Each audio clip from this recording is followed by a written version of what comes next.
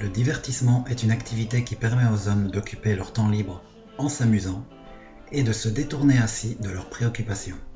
C'est une définition sur laquelle on peut s'accorder, mais le concept est tellement vaste qu'il semble intéressant de demander à nos deux invités quelle en est leur propre perception.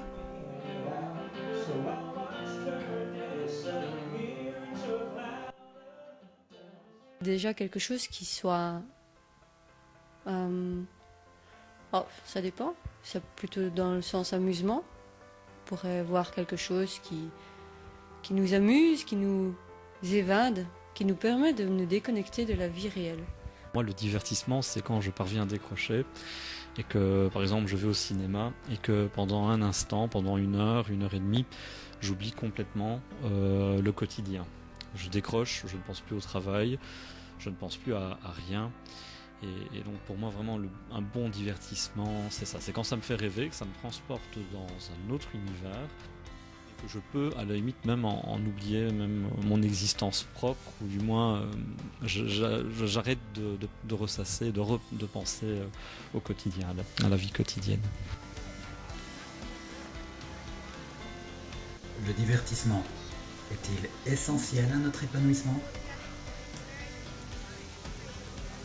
Donc pour moi, le divertissement, je pense que, tel qu'il soit, il est vraiment essentiel. Parce que sinon, on ne ferait que de manger, de boire et de travailler, surtout de travailler. Et voilà, il y a peut-être que les anciennes générations n'avaient pas autant de divertissement que nous en connaissons maintenant, à l'heure actuelle. Mais moi, en tout cas, je ne regrette pas de vivre à notre époque. Parce qu'il y a énormément de possibilités, on peut faire énormément de choses. On connaît énormément de divertissements différents. Pour moi, c'est impossible de vivre sans divertissement. Et je pense notamment au cinéma, principalement. Parce que pour moi, le cinéma est très important. Mais je pense aussi au parc d'attractions. Parce que je suis fan moi-même de parc d'attractions. Et pour moi, ce sont des divertissements qui me permettent de rire, de m'amuser. C'est là où je m'amuse le mieux, en fait. Et lorsque je voyage aussi, ce sont les moments où je me divertis le plus, où je m'amuse le plus. Et j'ai l'impression que s'il n'y avait pas de divertissement, il n'y aurait plus rien dans ma vie, tout serait un peu vide en fait. Bien sûr que le divertissement est important. Maintenant, peut-être pas au premier plan comme se nourrir ou avoir de l'argent, mais évidemment sans argent, on ne sait pas se divertir. Quoique, une peluche et un ami imaginaire font l'affaire. On peut très bien se divertir avec ça. Non ? Encore aujourd'hui, les États-Unis sont aux yeux de beaucoup une terre de rêve. Ce nouveau monde nous fascine de par les nombreux mythes qui le nourrissent, mais aussi par sa grandeur et sa puissance.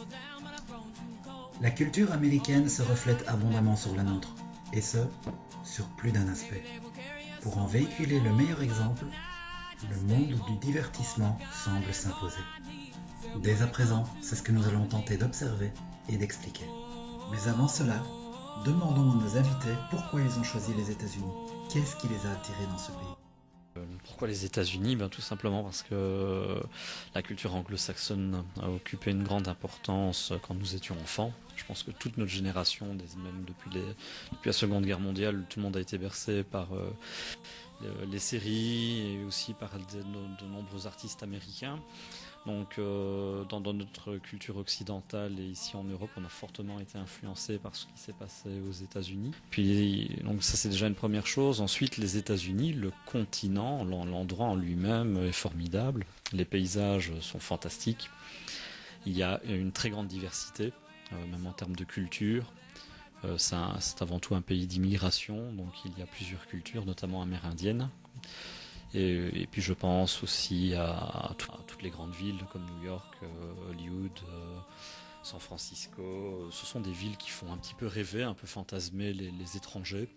Même les gens, quand ils n'aiment pas trop les États-Unis, en fait, bien souvent rêvent quand même de ces villes, ou sont quand même curieux, on aimerait en savoir davantage. Il n'y a pas un jour où on n'entend pas parler des États-Unis. Et je pense que c'est important.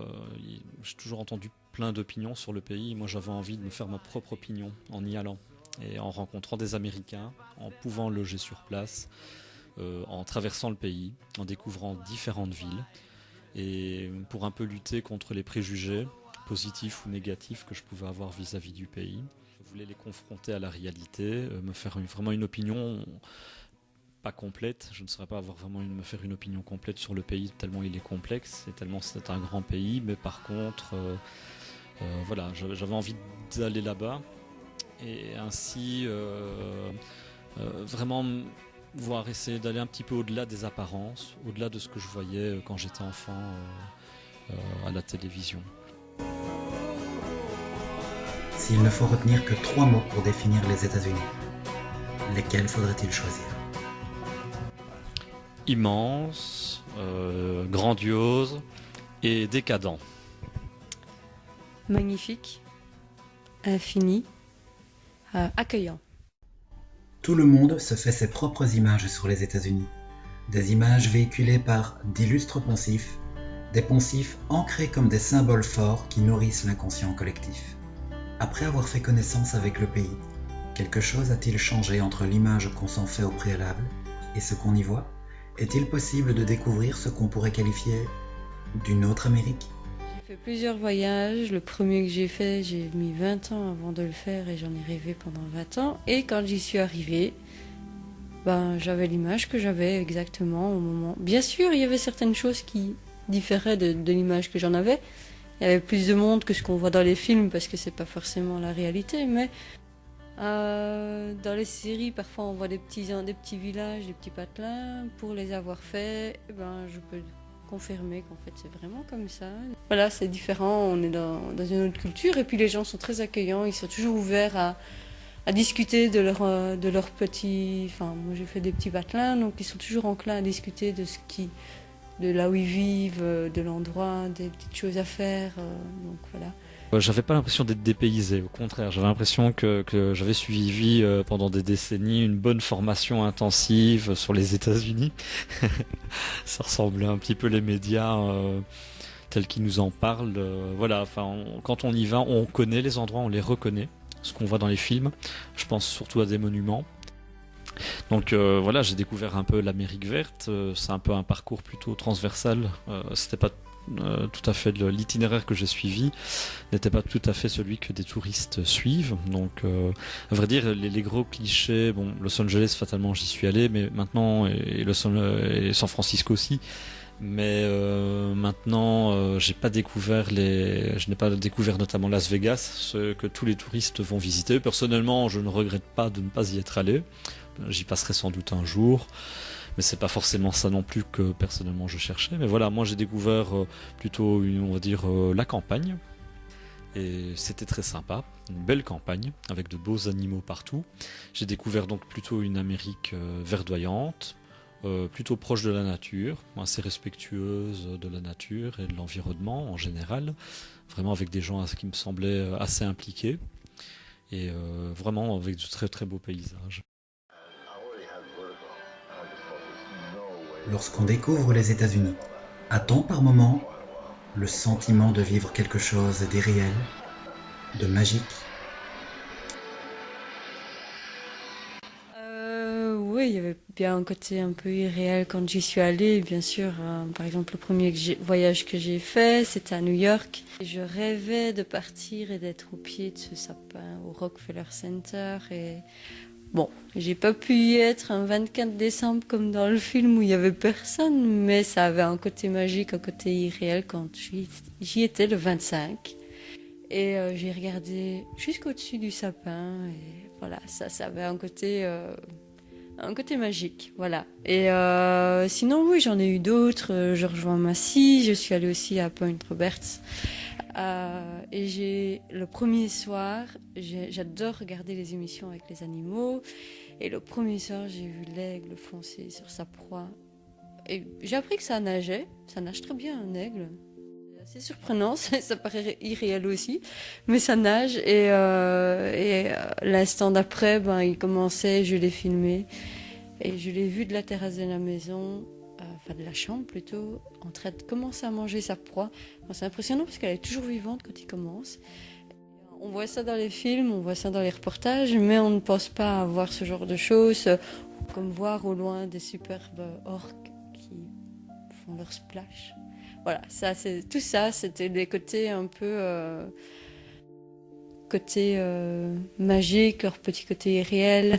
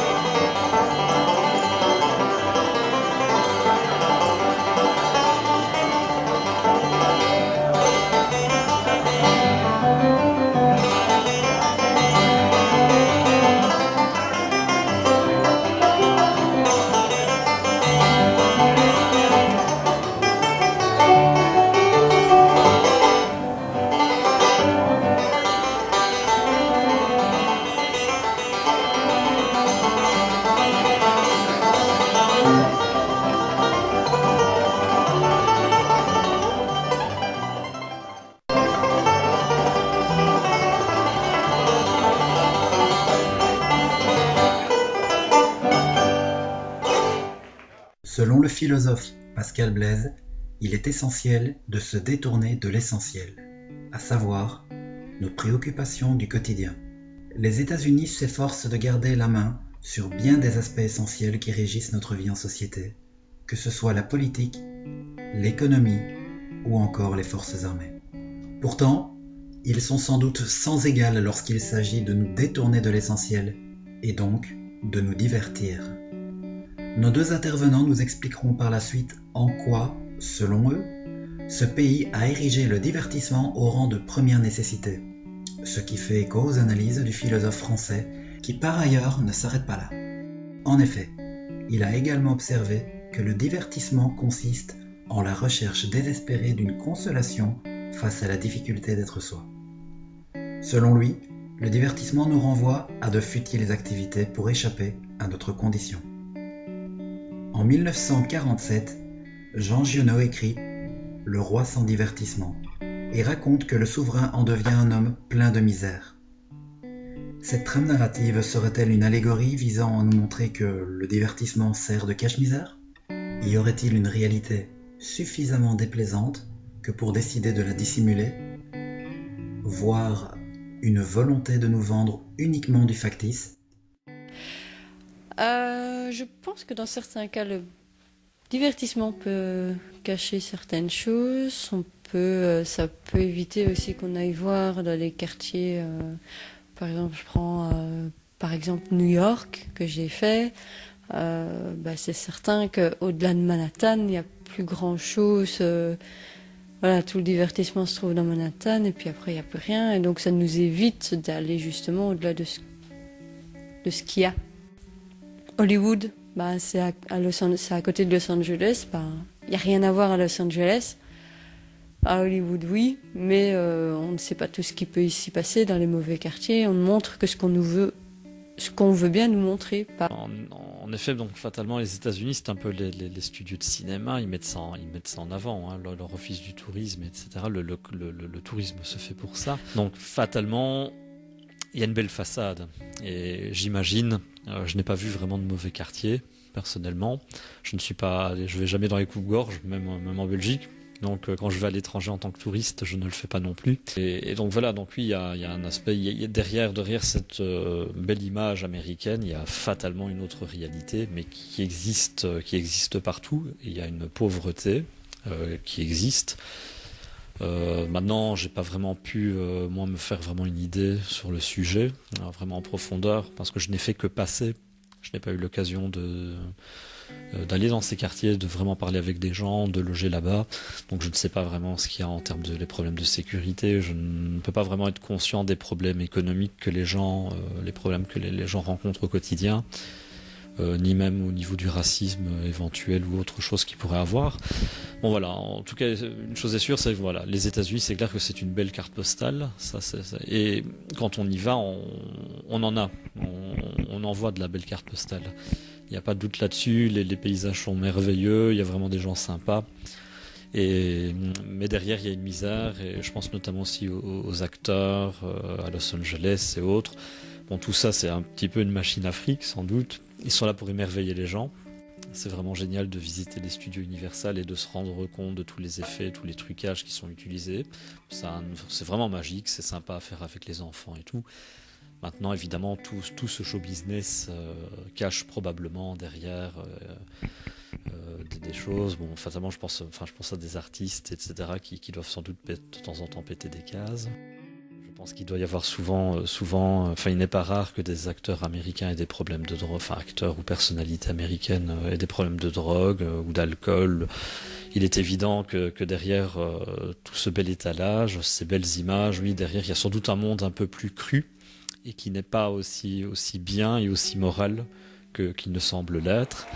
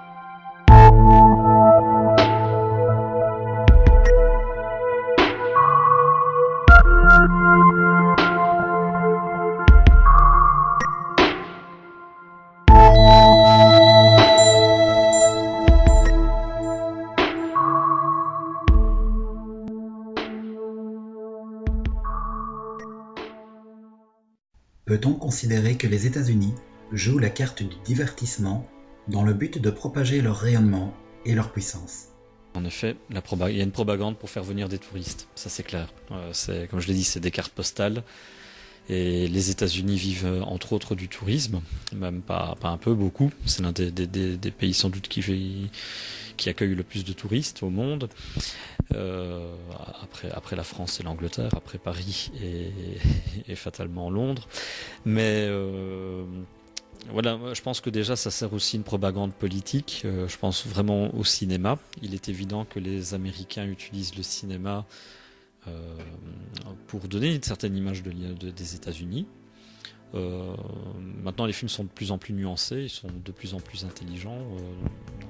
Avant, c'était peut-être un peu plus narcissique, en tout cas plus nationaliste. Maintenant, c'est peut-être plus en nuances. Il ne faut pas oublier que les films, au-delà du simple message, c'est de montrer sans doute les États-Unis. Enfin, je ne dis pas que c'est forcément le cas de tous les films produits aux États-Unis, mais je crois que bon nombre de films sont produits dans l'optique d'essayer de valoriser l'image des États-Unis pour dire ouais, oh, nous on n'est pas les gros méchants.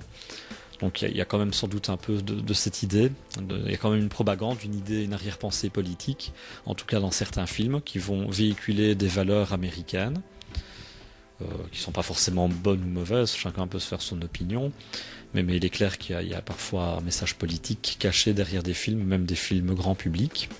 Et il est clair que c'est il me semble clair, en tout cas à mes yeux, que c'est pour donner une image positive du pays.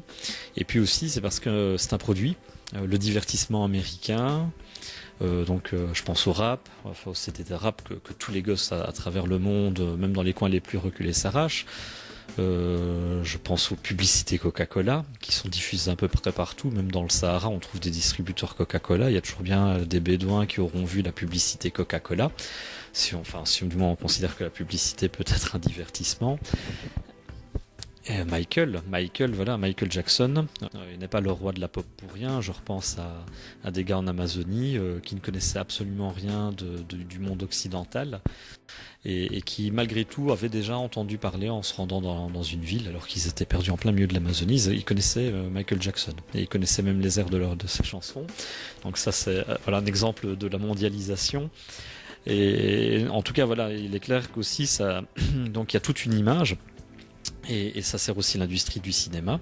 Et ce n'est pas que le tourisme, c'est aussi un produit. Les États-Unis produisent beaucoup en termes de clips vidéo, d'artistes, musicaux, de films. Ils produisent des produits. C'est vraiment des produits de consommation. C'est un produit. La culture américaine est un produit de consommation comme un autre. Ça rapporte de l'argent. Il y avait vraiment tout ce divertissement. Puis je pense aussi aux consoles de jeux vidéo. C'est vrai qu'on n'a pas abordé ce sujet-là, mais les Américains depuis les années 80 ont développé énormément de jeux. Donc on est en plein dans le domaine du divertissement. Et l'économie se fait actuellement grâce à la Californie. Si on enlève la Californie, tous les développeurs de sites et tous les développeurs d'applications un peu fun qu'on a sur nos smartphones, tous les jeux qu'on installe sur nos PC, la plupart ce sont des éditeurs américains et ils dominent le marché. Et il est évident que ça représente de grosses parts de l'économie américaine. Donc le divertissement, sans le divertissement, je crois qu'il n'y aurait même pas d'économie américaine. Et ce divertissement permet aux États-Unis de rester le leader mondial. Parce qu'il y a quand même 30%, je pense, du PIB américain qui est généré uniquement par la vente de logiciels. Et dans ces logiciels, une grosse part, 80%, sont des jeux. Et sans compter encore tous les CD de rap et autres. Je pense à tout, puis tout le rock, toute la culture qu'on a eue. Oui. Puis la plupart des artistes qui ne sont pas américains, qui veulent réussir dans l'industrie musicale, ils vont où? Aux USA. Stromae, il a voulu, et il est parti aux USA. Il a réussi. Bon, parce qu'il est un peu spécial, donc les Américains aiment bien ce qui est un peu bizarre. Mais généralement, un artiste, quand il veut réussir, il va partir là-bas. Le cinéma, on part là-bas. Marion Cotillard est un très bel exemple dans le divertissement. Elle a eu un Oscar, elle a fait plein de films qui ont suivi, quelques-uns qui ont suivi via les Américains, mais voilà. Si elle n'était pas partie, elle n'aurait peut-être pas réussi comme ça. Omar Sy a réussi aussi, et en fait, les Américains ont le pouvoir surtout. En gros, c'est un peu ça, ils ont un peu le pouvoir. Il y a certaines choses qui restent aux autres, mais les Américains, côté divertissement, ils ont la palme.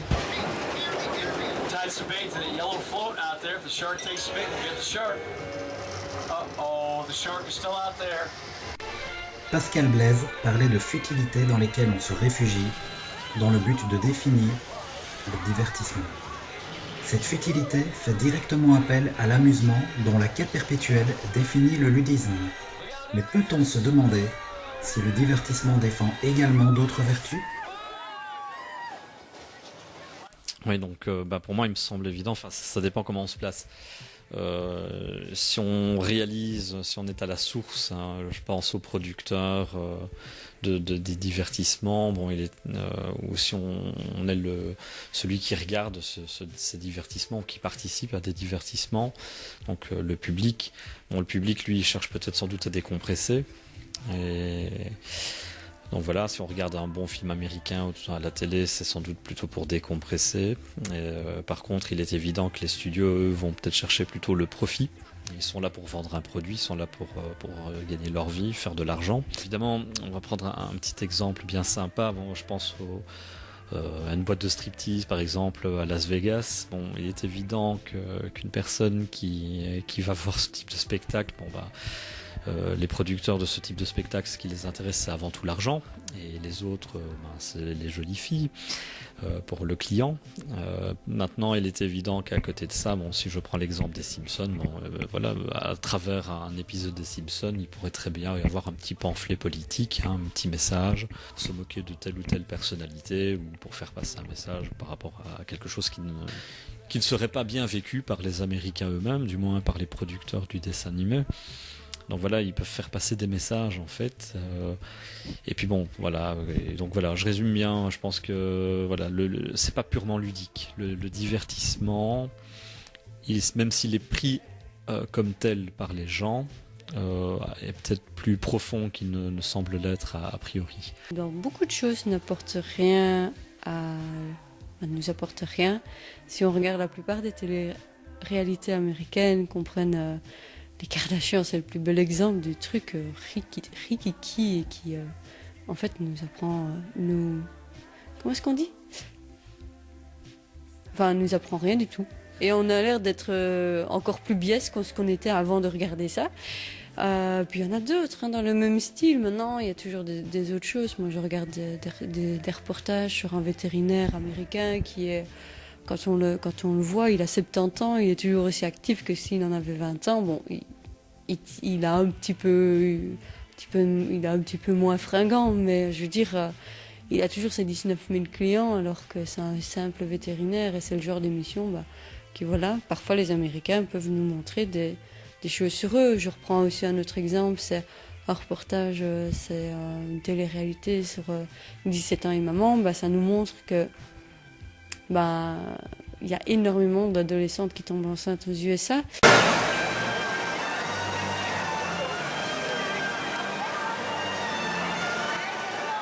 Est-il judicieux de considérer que l'industrie du divertissement reste le bastion fort, la citadelle imprenable des États-Unis, et ce, quelles qu'en soient ses vertus?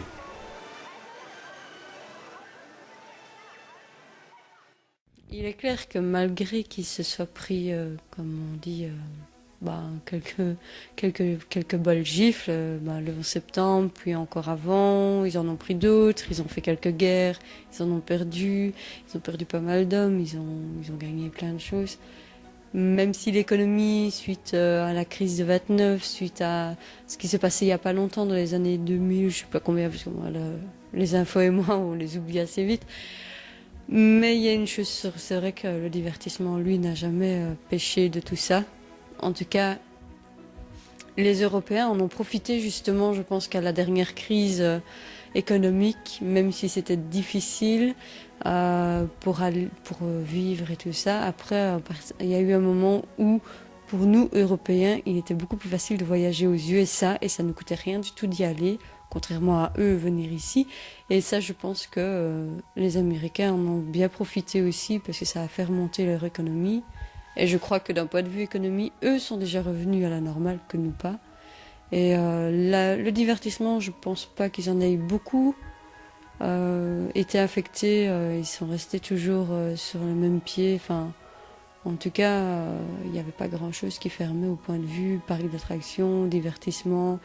Il y avait toujours autant de séries télé, il y avait toujours autant de chaînes américaines, il y avait toujours autant de films qui sortaient. Donc je pense que il y avait même des nouvelles qui arrivaient, il y en a qui partaient au bout de 2 saisons, mais c'est parce que les gens ne regardent pas et qui s'en foutent, c'est simplement pour ça.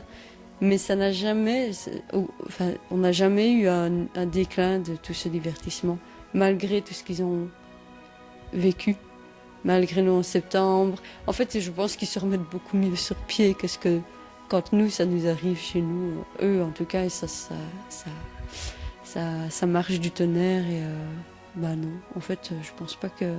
Et je pense que le divertissement n'a jamais été freiné par tout ce qui leur est arrivé.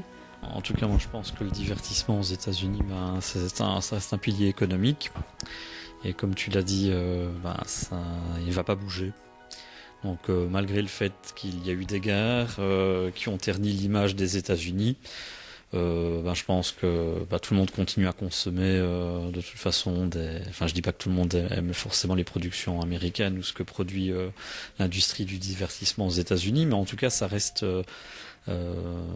ça reste très important. Enfin, les gens continuent à consommer de plus en plus même. Je pense que les films américains continuent à faire de plus en plus d'entrées. et pas forcément dans les pays occidentaux, mais même parfois plus loin, même dans les pays asiatiques. Il y a une percée, je pense à Disney qui va ouvrir maintenant bientôt à Shanghai, le dernier pays qui soit officiellement communiste, donc la Chine, qui fait venir Mickey, quoi. Donc je pense que l'industrie du divertissement, encore de beaux américaine, encore de beaux jours devant elle. Elle ne va pas être détrônée en tout cas par une autre nation au niveau international. Je pense pas qu'actuellement il n'y a pas ce leadership américain porté par l'industrie du divertissement. Et je pense pas que quelqu'un va venir les détrôner, en tout cas pas de sitôt.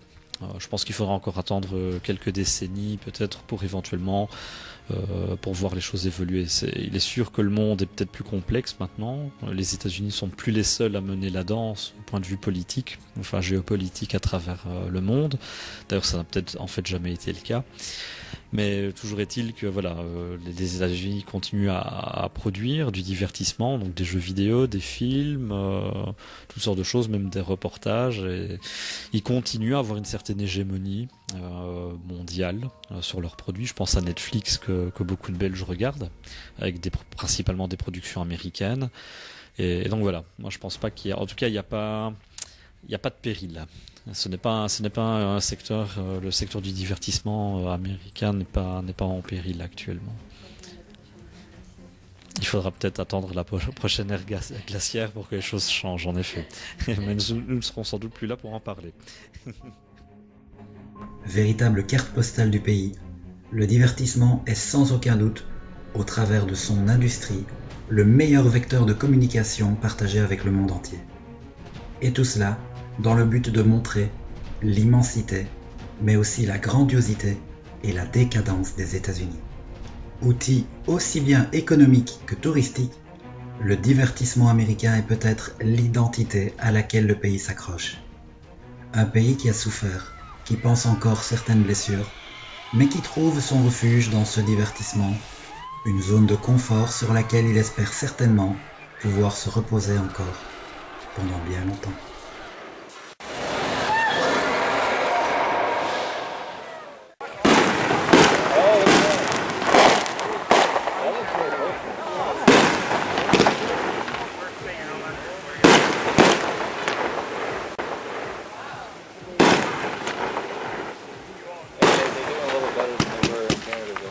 Yeah, definitely.